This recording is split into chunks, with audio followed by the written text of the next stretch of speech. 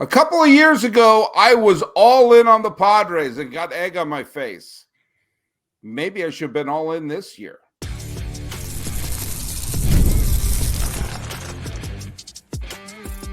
You are Locked On MLB, your daily MLB podcast. Part of the Locked On Podcast Network, your team every day. Hello, baseball fans and Padres fans, and welcome to a Locked On MLB, Locked On Padres crossover. This is partially the podcast you listen to all year long where we cover all of Major League Baseball, or possibly you could say this is the way and we follow the Padres. Oh, that's a Pikachu. I'm sorry. I thought it was a Baby Yoda for a second. I'm sorry. You're good. You're forgiven. He forgives you. Oh, thank you. Oh, God. Well, do you know who Pikachu just forgave? Your host, Paul Francis Sullivan, but please call me Sully. And Pikachu told that I got forgiveness through me, Javier Reyes, host of Locked On Padres. That's right. What's up, everybody? Hope everybody's doing well. And today's episode is brought to you by GameTime. Download the GameTime app, create an account, and use code LOCKEDONMLB for $20 off your first purchase. God, I have to tell you, the terms apply. Hey, follow us at Locked On MLB Pods on Twitter or whatever it's called now, and on Instagram. I am your pal Sully. I'm at Sully Baseball on Twitter, Sully Baseball Podcast on Instagram. Where are you, Javi?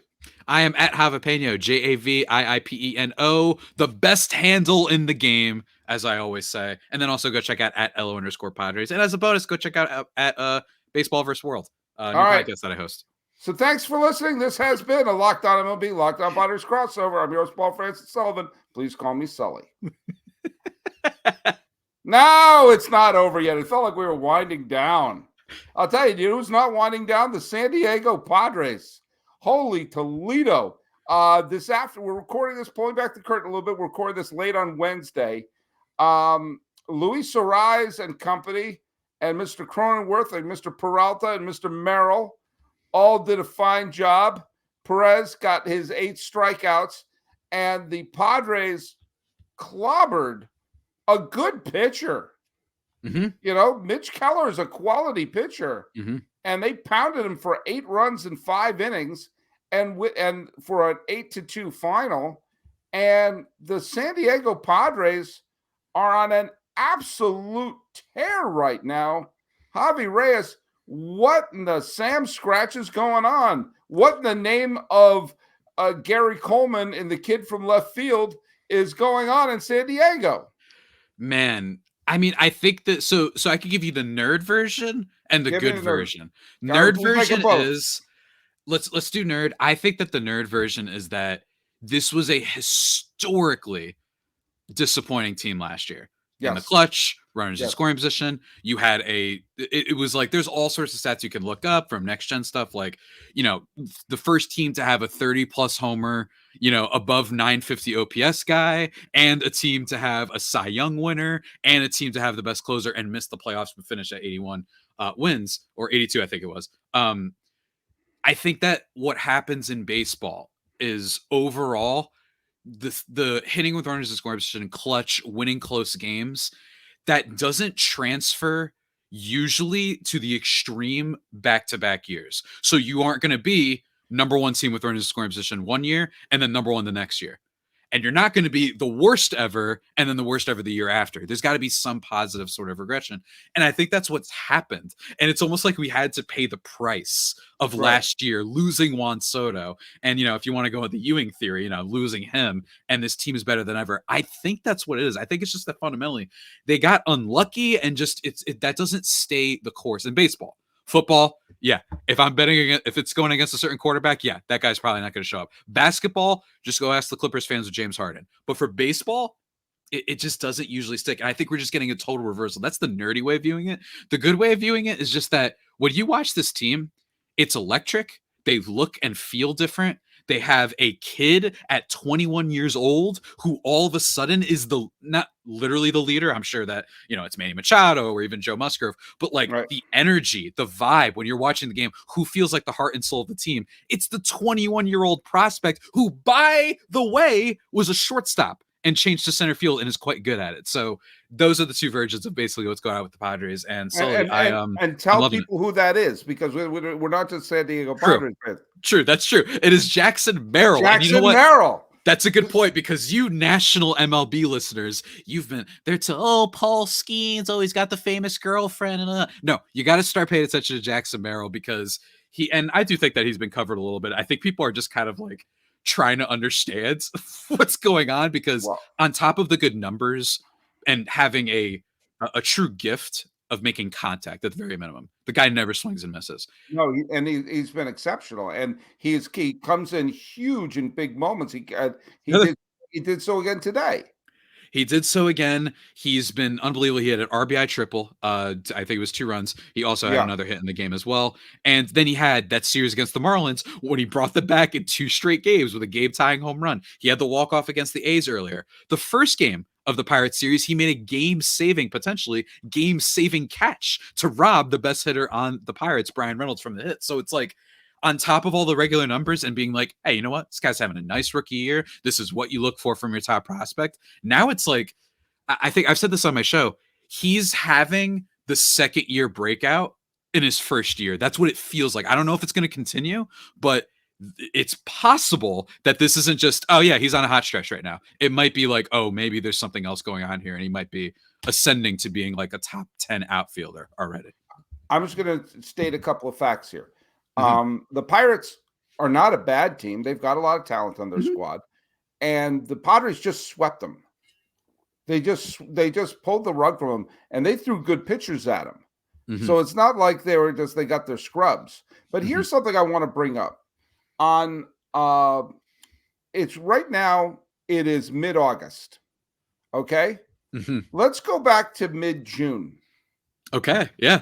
Mid-June. I'm at baseballreference.com, the single greatest website in the history of the planet Earth. On June 18th, okay, not that long ago, less than 2 months ago, your San Diego Padres lost a 4-3 game to the Philadelphia Phillies, okay? Yes. With that, the Padres fell 3 games under 500. And they were in basically a scrum. There was 1, 2, 3, 4, 5, 6, 7, 8 teams within a game and a half. Okay. And all it would have taken is a slight losing streak to make the Padres. They were basically a half a game. They were tied for the 4th worst record in the National League. That's all I'm going to say. Yeah. Okay. After that date, the Padres have played 44 games and have won 31 of them. They're 31-13, which is by far the best record in baseball in that stretch. And not only that, but they have won 19 of their last 22 games. They are the anti-White Sox. Yep. And I mean, this is within this is according to, I'm just going to read from AJ Casavel on MLB.com. It said they completed a 6-game season series sweep of the Pirates in a 9-day span. They beat the Pirates 6 games in 9 days. This is not a bad Pirate team. No, they're not amazing. But there's certain, you see it. You see the steps there. You got even, some of their weaker players, like Brian Hayes at the plate, but he's a generational defender, right? Like, they've got good stuff. And by the way, over this course, now I'm not a strength of schedule person in baseball. I just think that you got to just win. Anyone, because I believe the Yankees are losing to the White Sox as we record this. Exactly. They got trounced by them on Monday too. Right. But if you are, and it's like, congrats on beating up the Pirates and Marlins. Well, first of all, the Marlins have been playing a lot better. And like we already talked about with the Pirates. And second, over this winning streak, they beat Cleveland 2 out of 3 games. They they beat the Orioles 2 out of 3 games. And then they beat both the Dodgers in both games pretty easily. So this is a team that has shown against some of the better pitchers out there that they can absolutely produce. And it's unbelievable, Sully. Like, it's a team that seemingly cannot be stopped. And it's really great to see, especially because, the vibes weren't great, because this was a team that they always this year were beating some good teams. They would sweep the Dodgers or they would beat the Braves. And what would they do? They lose a sweep by the Angels and the Rockies. So it made you think this is just same old Padres. Yeah, they're better with runners on base and all that stuff. But overall, they can't stay steady and win games. And boy, that is it seems like that concern has been ameliorated just a little bit. Okay, when we come back, I want to tell you why, if you're not a Padre fan, you should be taking really, really close examination of this team, because they may play a little deeper into this year than you initially thought. All right, we need to talk about our friends at GameTime. Let me tell you something, Javier. I have been to a bunch of games this year in a lot of different stadiums. In fact, I took my cousin. I had a great time. I took my cousin, Brendan, to his first game in San Francisco at Oracle Park. He's a huge baseball fan, and he'd never been there before. And I said, I want to get the best seats for him.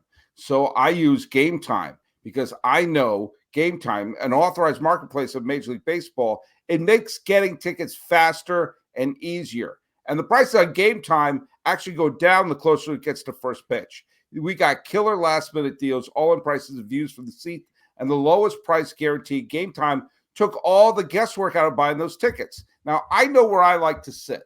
I like to sit behind home plate, usually on the second deck, because I like to be a little bit above the game, because I am above the game, and a little bit up the first base line. That's kind of how I like to be. A little bit like it's like I'm just out of the batter's box. And especially if you're in Oracle Park in San Francisco, you get a killer view from that angle. And I wanted my cousin Brendan to have all the best there. So I got the zone deal. I found the section. This is where I want to sit. Go find me the best deal in there for 2 seats. Boom. And I got the flash deal, so I got some extra savings when I saw the Rockies lose to the Giants. Got the lowest price guarantee, because GameTime will credit you 110% of the difference. And I had a seat view. I got a panoramic view from the seat in the app before I bought it. So, and the purchase is covered by the most flexible customer service industry policy in the entire ticketing industry. And I got to tell you, Brendan loved the stadium and he loved the tickets. So take the guesswork out of buying MLB tickets with GameTime. Download the GameTime app, create an account, and use code LOCKEDONMLB for $20 off your first purchase. Terms apply. Again, create an account, redeem the code LOCKEDONMLB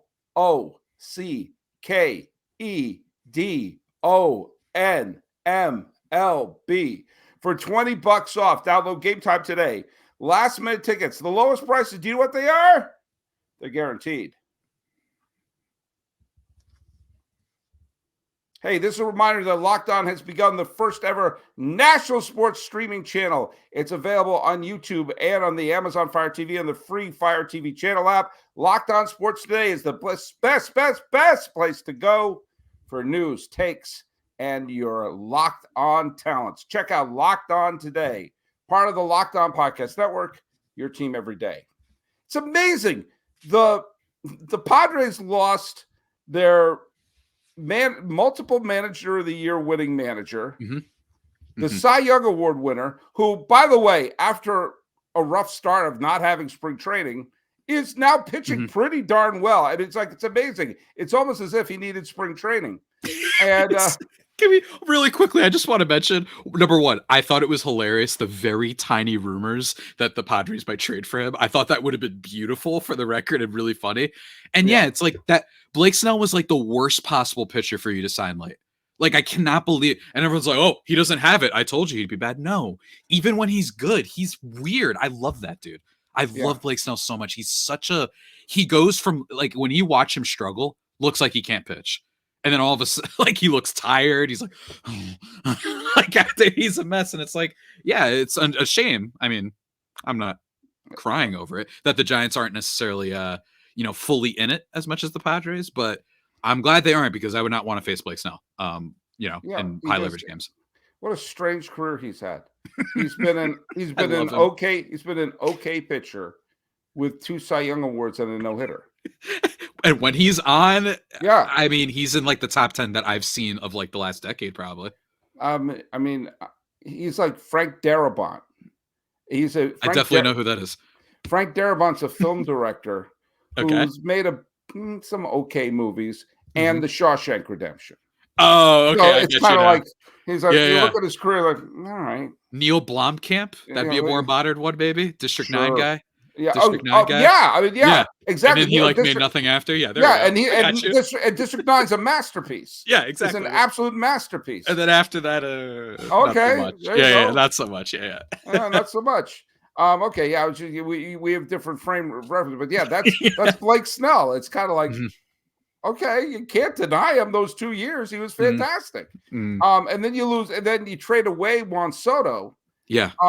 Here's where I think this is a why the Padres should be a clinic for teams who are trying to rebuild, because they were a team that seemed to have everything going against them in terms of location, where they are up against other big markets and everything like that. And then losing those huge pieces, they made sure, all right, we lost Snell, but we made sure there was a piece to maybe not to replace, but like Dylan Cease will fill that role. Arise will fill the role of Soto. Is he as good as Soto? No, but he's a damn good hitter.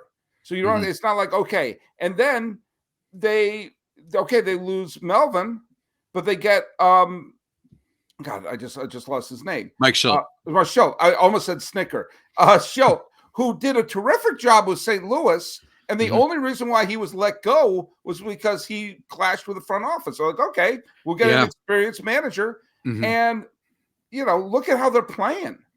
It's amazing because, first of all, there's a fun thing that the Padres didn't exactly get this. I think that their loss to the Marlins this past weekend negated it. But the last time a team had like a win streak, winning this amount of games in a certain amount of days, the closest team was the Cardinals when Mike Schilt was the manager. Actually, I think it was the 2021 season, that annoying season when the Padres collapsed famously, and then the Cardinals won like 97 games in a row.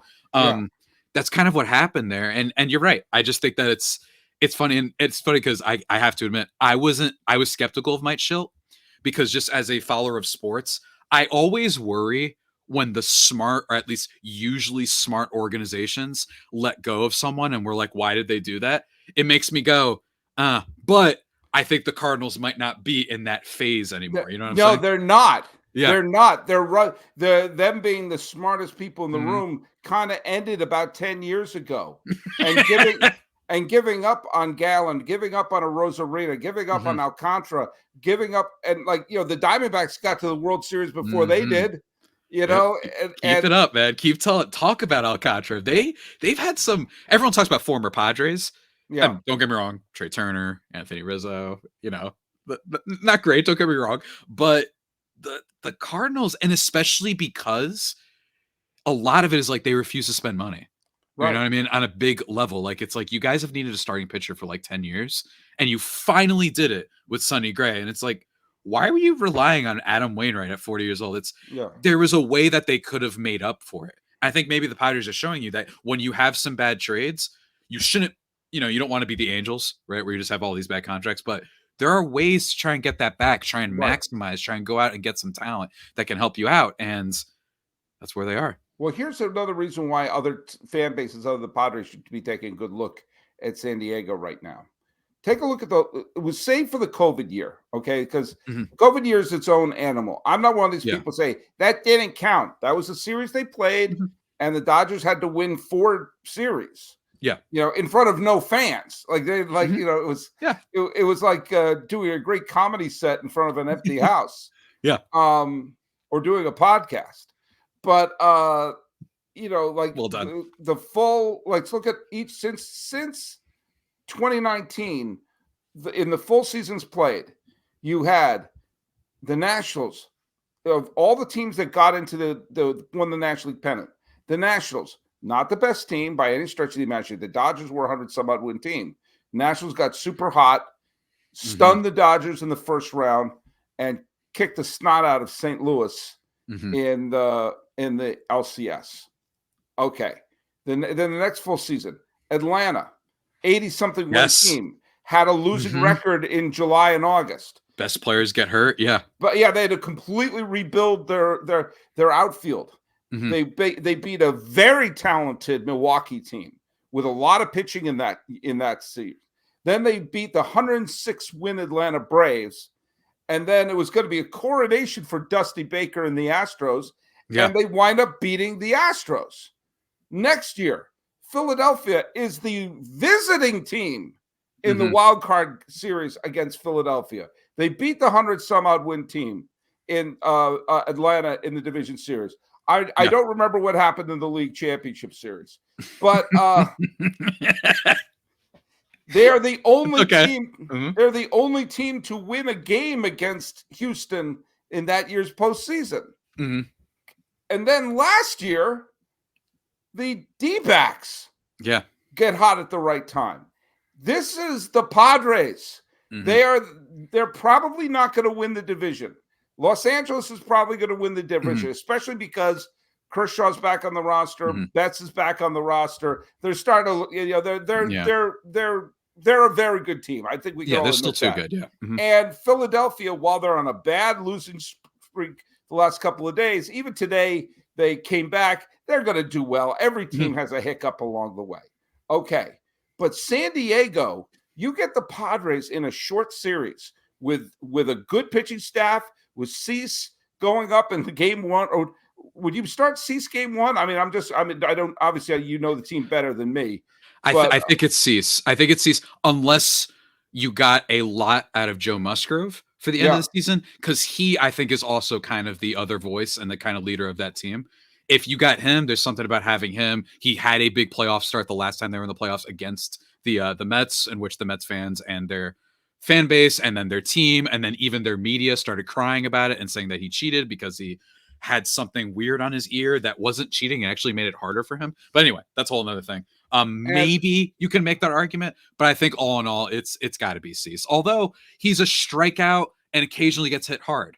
So that's why I'm saying, like, do you want to go instead with a Musgrove who he might not give you that no-hitter that Cease threw during this winning streak, by the way. But Musgrove did throw a no-hitter. And so did Musgrove. So I'm wondering, like, do you just say, you know what, we want a quality start? You know what I mean? Let's just try and get that first game. Let's knuckleball Waldron up there. I love Waldron. I love Waldron. I talked about the beginning of the year. Yeah. But what I'm saying is, if there is a team that could catch a Philadelphia, Los Angeles, or Milwaukee with their pants down, it's San Diego, especially the way that they're playing. But I will say this, and I'm gonna tease our next segment here. But I will say this. If the playoffs started today, we would see a wild card series matchup that I think would be for the ages. And it is the biggest hair in the soup for Javier Reyes's dreams of a Padre pennant.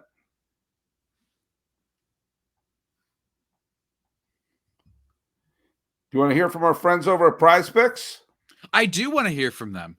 And I'll do it right now. Actually, I forgot that I was supposed to read this one. That's Prize Picks, everybody. Download it. It is America's #1 daily fantasy sports app with over 5 million active members. That is a lot of people. It's very, very simple too. If you're worried about I don't know what money line means. What's a parlay? What's a this and that? Don't worry about it. All you do is you pick over or under on 2 to 6 player projections, more or less than the given stat. So say the day it gives you over 1.5 bases for Jackson Merrill. You can pick over or under on that. And if you hit on that, a bunch of things, you can 100 times your money. Seriously, turn $10 into $1,000 with Prize Picks. And let me tell you, they got promotions for you too, Sully. No, I don't. I do not believe you. You don't believe me? Well, check this out. If you're looking for promotions, Prize Picks has you covered. For example, right now on Tuesdays, they lower select player stat projections to make your lineup easier to hit. Or on Fridays, you can get your entry fees back if you have a losing lineup. And if you're for some reason listening to this podcast and you don't like baseball, which first of all, what is wrong with you? No, Second of all, what is wrong with you? Don't worry. All sorts of sports. We got football coming up. You know what I mean? That's going to be back. The NBA is going to be back. You got the WNBA is going to be back. I think by the time people are watching this episode, you could check that out with stars like Caitlin Clark, Angel Reese, Asia Wilson, Brianna Stewart. You could put them in your lineups as well. And here's the thing, Prize Picks, it is available in more than 30 states across the country, including California, Texas, and Georgia. So, Sully, people might be wondering, well, I need a little bit more. I need a little bit more incentive. Give me the juice, Javi. Don't worry.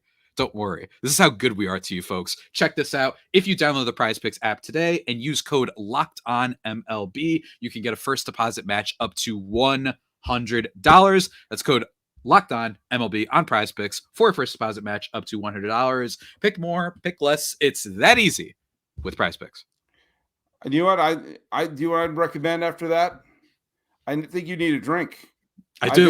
I think you may just be dehydrated after that ad read. And by the way, if you're going to be dehydrated, you want to not be dehydrated, then what you need to do is you need to use Liquid IV. Okay, when you're doing podcast ad reads, you don't want to get dehydrated. And you best use Liquid IV's popsicle firecracker flavor. It's a surefire summer hit. Get hydrated with electrolytes, essential vitamins, and clinically tested nutrients from the #1 powdered hydration brand in America. Because podcast ad reading and summer go together like Liquid IV and indulgent hydration. Now, you want to talk flavors? I'll give you flavors.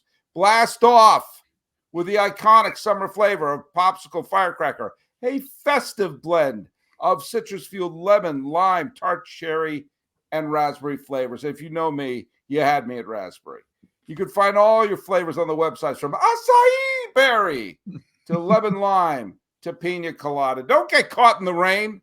Tear, pour, live more. One stick plus 16 ounces of water hydrates better than water alone. And water added to that hydrates better than one stick of the powder. Powdered by LIV Hydroscience, which is trademarked, an optimal ratio of electrolytes, essential vitamins, and clinically tested nutrients that turn ordinary water into extraordinary hydration. 3 times the electrolytes of the leading sports drink, 8 essential vitamins and nutrients, always non-GMO, always vegan, always gluten-free, always dairy-free, always soy-free, always worry-free. No more thirsty summers when you indulge in hydration with Liquid IV. Get 20% off your first order of Liquid IV when you go to liquidiv.com and use code MLB at the checking out. That's 20% off your first order when you shop Better Hydration today. Use the promo code MLB at liquidiv.com. Sing that song with me. liquidiv.com.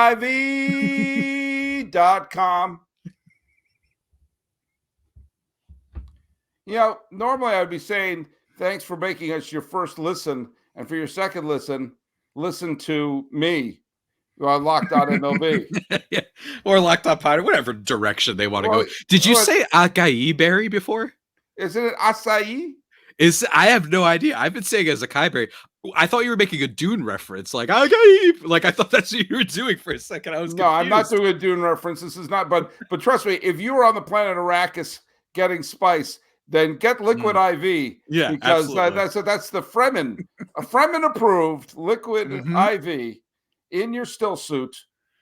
And Paul Atreides knew how to put it on without the instructions of Dr. Kynes. That's right. I'm going deep with my Dune references. Thank you for making Locked On MLB your first listen today.